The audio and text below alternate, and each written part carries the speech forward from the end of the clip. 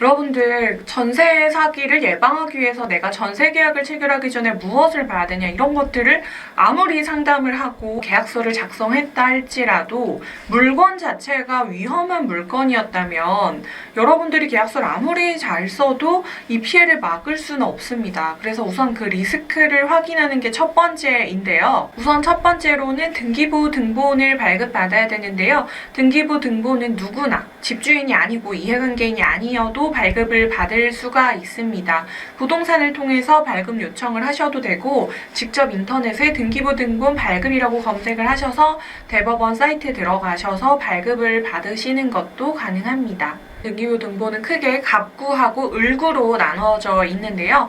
우선 갑구를 보면 소유자가 나와 있습니다.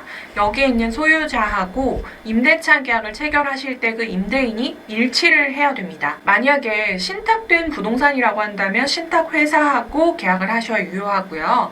만약에 신탁회사가 아닌 사람하고 임대차 계약을 체결하시면 이거는 유효한 임대차 계약이 될 수가 없습니다. 상속이나 증여 여러 가지 이유로 집주인이 여러 명인 경우가 있는데요. 이런 경우에는 관리하는 사람 한 명이 대표로 와서 계약을 체결하는 게 일반적이죠. 근데 한 명이 와서 계약을 체결한다 하더라도 임대차 계약을 체결하는 거는 지분의 50% 이상의 동의가 있어야 적법한 임대차 계약으로 볼 수가 있기 때문에 지분의 50% 이상의 동의를 받은 위임장이 있어야 임대차 계약이 적법하게 체결된 것이고, 만약에 소수 지분권자 단독으로 계약을 체결했다? 이거 역시 나중에 문제가 될 수 있습니다. 두 번째로 갑구에서 볼 거는 압류 또는 가압류가 있는지 확인을 합니다. 가압류하고 압류 많이 들어보셨을 텐데요. 가압류는 우선 채권자가 자기 채권을 보호하기 위해서 임시적으로 가압류를 해둔 것을 의미합니다.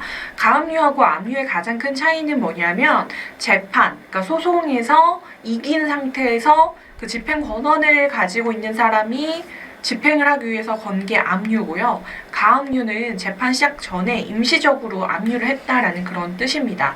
당연히 위험성의 측면에서 보면요. 가압류는 이제 본안 소송을 시작할 거고 나중에 강제 집행도 할 수가 있어 하는 그런 예고의 의미라고 한다면, 압류는 이미 내가 그 긴 소송을 해서 이겼고 그럼에도 불구하고 돈을 못 받아서 압류를 한 거기 때문에 곧바로 경매 개시 결정이나 강제 집행이 가능한 그런 상태라는 걸 의미를 하는 겁니다. 그래서 압류가 가압류보다 훨씬 위험한 상태라고 할 수 있습니다. 저라면 압류된 부동산에 임대차 계약은 체결하지 않을 것 같습니다.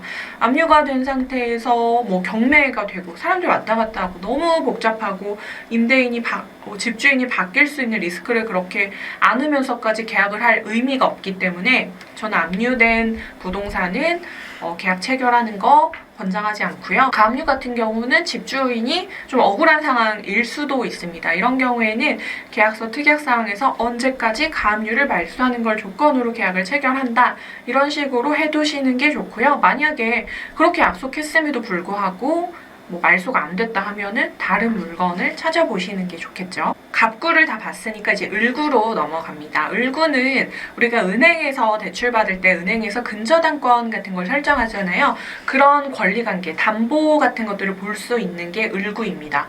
을구에 이제 근저당권이 설정되어 있으면 채권 최고액이 설정되어 있는데, 보통 채권 최고액은 이 사람이 은행에서 빌린 돈을 설정하는 게 아니라 그 돈보다 조금 높은 금액, 한 120%, 130% 정도의 범위에서 채권 최고액을 설정하는 게 일반적이고요. 여기에서 채권 최고액이라는 거는 은행에서 나중에 이제 경매 같은 게 개시가 됐을 때 내가 이 정도 범위 내에서 권리를 행사하겠다 하는 그 최고치를 정해둔 게 채권 최고액이라고 할 수 있어요. 그래서 1억이 채권 최고액으로 설정되어 있더라도 실제 이 사람이 빌린 돈은 5천만 원일 수도 있고 3천만 원일 수도 있습니다. 그렇지만 어쨌든 은행에서 그 정도의 권리 행사를 하는 게 우선순위로 확보되어 있다라는 뜻이기 때문에 내가 지금 임대차 계약을 체결하려고 하는 그 부동산의 시세를 한번 검색을 해보시고, 그리고 채권 최고액이 그 시세보다 70% 이상이다 라고 하면은 집주인이 그 집을 담보로 대출을 받을 수 있는 최대 한도를 대출을 받았다라는 뜻이기 때문에 위험한 물건에 해당할 수 있습니다. 그래서 채권 최고액이 시세 대비 너무 높은 물건은 되도록이면 임대차 계약을 하지 않으시는 게 좋습니다. 공시지가도 한번 확인을 해보시는 게 좋은데요. 공시지가, 시세, 그리고 전세금 이렇게 비교를 하셔서 시세하고 전세금이 동일하다. 당연히 위험한 물건에 해당할 수 있고요. 공시지가하고 전세금하고 동일하다. 이거 역시 위험할 수 있습니다. 제가 상담했던 사례 중에서는 공시지가보다 전세금이 더 높아서 이런 경우에는 대출 연장이 안 된다라는 통보를 받으신 분도 있었기 때문에 공시지가, 시세 반드시 확인을 하시고 그거보다 낮은 금액으로 전세 계약을 체결하시는 것이 좋습니다. 요즘에 이제 인터넷에서 보면은 전세 사기, 뭐 부동산 뭐 피해 사례 이런 게 너무나도 많아지니까 중개사들을 좀 비난하는 댓글들이 많더라고요. 부동산 중개소에서 아무것도 알아보지 않고 아는 것도 없으면서 중개 수수료만 챙겨간다. 뭐 이런 생각을 많이 하시는 것 같은데 저는 그럼에도 불구하고 부동산 중개사무소를 이용해서 계약을 하시는 것을 추천합니다.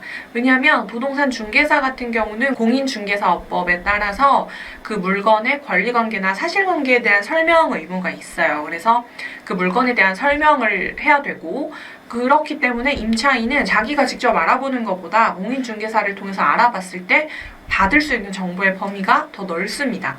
근데 나는 아무것도 뭐 받은 게 없다 이렇게 또 생각을 하실 수 있어요. 공인중개사업법에 따라서 만약에 공인중개사가 자기의 의무를 다하지 않은 경우에는 이 부분에 대한 고의 또는 과실이 있다라고 보고 있기 때문에 그 피해를 입은 피해자가 공인중개사를 상대로 소송을 해서 돈을 받을 수 있기 때문에 마치 공인중개사를 이용하는 게 일종의 담보, 보험처럼 이용이 될 수가 있습니다. 여러분들이 공인중개사 사무실을 통해서 계약을 체결하면 공제증서라는 걸 받을 거예요. 보통 1억 또는 2억의 한도 내에서 공제증서를 발행을 해주는데 공인중개사의 과실, 고의 또는 과실로 중개사고가 발생한 경우에는 그 공제증서를 통해서 여러분들이 손해배상을 받을 수 있다라는 것을 뜻하기 때문에 문제가 생겼을 때 부동산 중개사무소의 책임을 물을 수가 있어요. 임대인이 전세 사기의 가해자고 정말 깡통 고의적으로 전세 사기를 친 경우라면 임대인은 자력이 없는 경우가 대부분입니다. 이런 경우에는 임대인에게 돈을 받는 게 어렵기 때문에 공인중개사를 통한 손해배상이 어느 정도 나의 피해를 전보하는 데 도움이 되는 경우도 있습니다. 물론 이를 성실하게 정직하게 한 공인중개사에게 책임을 묻는 거는 말도 안 되고 뭐 있어서는 안 되는 일이지만 그게 아니라 공인중개사가 정말 일을 잘못한 경우라면 여러분들이 손해배상을 받을 수도 있기 때문에 공인중개사를 통해서 계약을 하시는 게 좋습니다. 그러면 이어서 2부에서는 제가 특약사항에 기재하면 좋은 내용을 여러분들에게 소개하도록 하겠습니다.